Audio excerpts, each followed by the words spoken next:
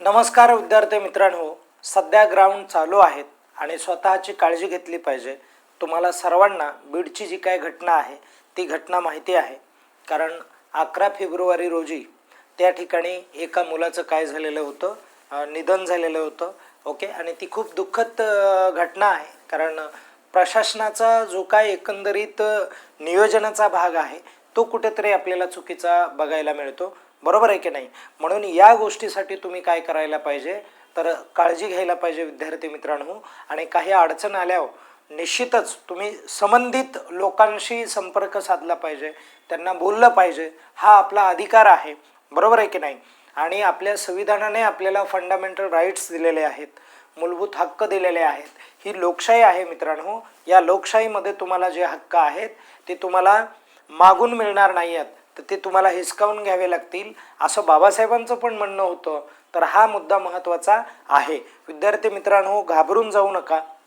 परीक्षेची तयारी करताना एक नियोजनबद्ध तयारी असली पाहिजे, आणि या नियोजनामध्ये आत्मविश्वास टिकून ठेवण्यासाठी स्वतःला मोटिवेट ठेवणं हे खूप गरजेचं आहे विद्यार्थी मित्रांनो। ओके, स्वतःची काळजी घ्या, चांगल्या पद्धतीने अभ्यास करा। आणि लेखीच्या संदर्भामध्ये आम्ही इथे नेहमी तुम्हाला काय करत असतो की चालू घडामोडीचे जे काय लेक्चर्स आहेत ते रोज आपले अपलोड होतात, आणि एका लेक्चरमध्ये तुम्हाला 10 प्रश्न बघायला मिळतात। त्यासाठी हे लेक्चर तुम्ही मिस करत जाऊ नका, हे लेक्चर व्यवस्थित बघा। आणि हे लेक्चर घेण्यासाठी किंवा या प्रश्नांचं तुम्हाला चर्चा करण्यासाठी मी असिस्टंट प्रोफेसर रमेश घोरपडे आपण या प्रश्नांच्या संदर्भामध्ये बोलणार आहोत। बघा, पहिला प्रश्न काय आहे, संतोष ट्रॉफी एक ट्रॉफी आहे, ज्या ट्रॉफीचं नावच आहे संतोष ट्रॉफी म्हणून, आणि ही संतोष ट्रॉफी टिंब खेळाशी निगडीत आहे। याचं मला उत्तर द्या बरं तुम्ही। तर 2025-26 या ट्रॉफीची आवृत्ती होती 79वी, आणि या ट्रॉफीचं विजेतेपद नेमकं कोणत्या संघाने पटकावलेलं आहे ते तुम्हाला सांगायचं आहे, आणि त्याचं करेक्ट उत्तर काय आहे, सर्व्हिसेस असं त्याचं करेक्ट उत्तर असणार आहे। नेटवर्क रेडिनेस इंडेक्स हा आहे जो 2025चा आहे, आणि या इंडेक्समध्ये भारताचा जगात कितवा क्रमांक आहे असा प्रश्न तुम्हाला पडेल, आणि त्याचं करेक्ट उत्तर काय, 45वा क्रमांक आहे।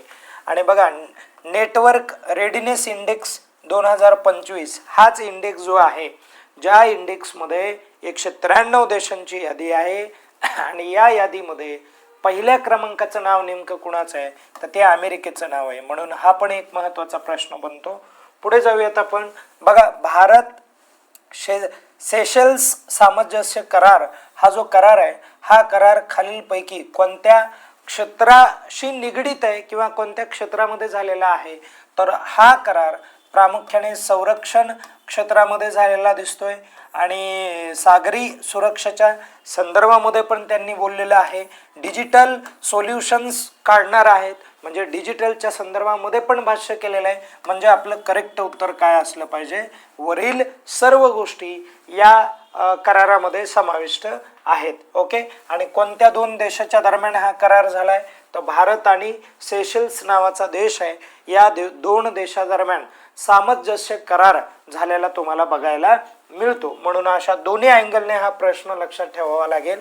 बघा, या ठिकाणी आशियाई इंडोर ॲथलेटिक्स चॅम्पियनशिप 2026ला पार पडली, आणि तुम्हाला असं विचारलं जाऊ शकतं की ही ॲथलेटिक्सची आवृत्ती कितवी होती, तर ती आवृत्ती मित्रांनो 2025-26ला 12वी आवृत्ती होती। आणि ही जी चॅम्पियनशिप आहे ही कोणत्या देशाने आयोजित केलेली आहे किंवा कोणत्या देशामध्ये आयोजित केली गेली होती, तर त्याचं करेक्ट उत्तर काय असलं पाहिजे, चायना या देशामध्ये आयोजित केलेली बघायला मिळेल। ओके, आता त्यानंतर 9 फेब्रुवारी 2026 या तारखेचा विचार केला तर या तारखेला एक दुःखद घटना घडली होती, आणि अपघाती निधन झालेला एक खेळाडू होता, जो आंतरराष्ट्रीय नेमबाजी मध्ये त्याने स्वतःचं प्रावीण्य सिद्ध केलं होतं, आणि ज्याचं नाव संभाजी पाटील असं आहे।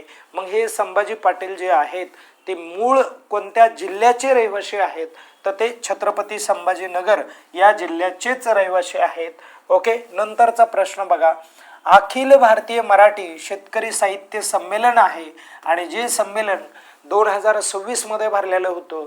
तर या संमेलनात किंवा हे संमेलन नेमकं कितवं होतं तर 14वं संमेलन होतं, म्हणजे 14वी त्याची आवृत्ती होती. आणि हे संमेलन कुठे पार पडलं नेमकं तर ते महाबळेश्वरला मित्रांनो काय झालेलं आहे, संमेलन झालेलं आहे. म्हणून हा देखील प्रश्न महत्त्वाचा आहे. याला एक पॅरलल प्रश्न बघा, 14वे अखिल भारतीय मराठी साहित्य संमेलन 2026 चे अध्यक्ष कोण होते, असा प्रश्न आपल्याला 100% विचारून झालेला आहे या अगोदरही संमेलनाच्या संदर्भामध्ये. आणि याचं करेक्ट उत्तर काय आहे, डॉक्टर बघा ज्ञानदेव राऊत असं त्याचं उत्तर आहे. नंतर बघा पोखरण हा एक मुद्दा महत्त्वाचा आहे. पोखरण येथे आयोजित करण्यात आलेला भारतीय हवाई दलाचा सर्वात मोठा सराव कोणता तर त्याचा सर्वात मोठा सराव जो आहे तो वायुशक्ती हा सर्वात मोठा सराव आहे. आणि इथे दोन गोष्टी लक्षात राहू द्या. इथे काय झालं होतं, 1974ला पोखरणमध्ये पहिली अणुबॉम्ब चाचणी झाली होती. बघा अणुबॉम्ब चाचणी ही कितवी झाली होती, पहिली झाली होती, पहिली. त्यानंतर परत पुढे अणुबॉम्ब चाचणी कितवी झाली मित्रांनो तर अणुबॉम्ब चाचणी दुसरी झाली. पहिली झाली होती 1974ला झाली होती, लक्षात राहू द्या. बघा 1974ला. तर मला कमेंट करून सांगा की दुसरी नेमकं कधी झाली आणि पहिली 1974ला जी अणुबॉम्ब चाचणी झाली त्या अणुबॉम्ब चाचणीचा विचार केला तर देशाचे पंतप्रधान इंदिरा गांधी होत्या. आणि सेकंड टाइमला कोण होत्या मला ते सांगा तुम्ही कमेंट करून.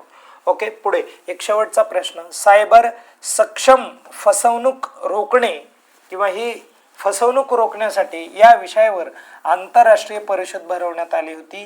मग अशा प्रकारची आंतरराष्ट्रीय परिषद नेमकं कुठे भरवण्यात आली तर नवी दिल्लीला झाली होती मित्रांनो. आणि ज्या परिषदेचं उद्घाटन अमित शहाने केलं होतं. कुणी केलं होतं, अमित शहा याने याचं उद्घाटन केलेलं तुम्हाला इथे दिसून येईल. अशा प्रकारचे जे काय प्रश्न आहेत हे प्रश्न आपल्या लेक्चरमध्ये तुम्हाला बघायला मिळतात. या ठिकाणी आपण थांबूयात आणि काही अडचण आल्यानंतर definitely ask to me. Okay, thank you so much.